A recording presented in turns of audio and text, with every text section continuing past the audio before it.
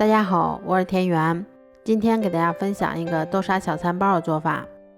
首先我们准备200克的普通面粉，先加入2克酵母粉，再加入10克白糖，接着我们用筷子先把它们充分搅拌均匀。搅匀后，我们再少量多次的加入大约110克的温水，接着我们用筷子先把它们搅拌成这种面絮状，然后再加入15克的食用油，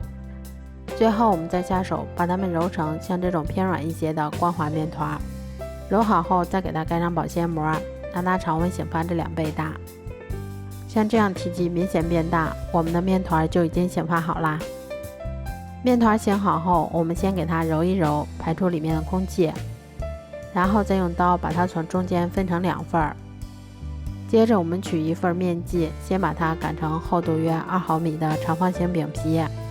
擀好后，我们在表面先抹上一层豆沙馅儿，接着我们再像这样把它从一头慢慢的卷起来。卷好后，我们把另一份面剂擀成厚度约3毫米的圆形饼皮。擀好后，我们再把它放到圆形饼皮上面，接着我们再像包包子一样把口给它捏紧。最后我们把它翻过来后，给它按压成圆饼的形状就可以啦。接着我们先把它放到铺有硅油纸的烤盘上面，然后我们在表面先给它刷上一层食用油，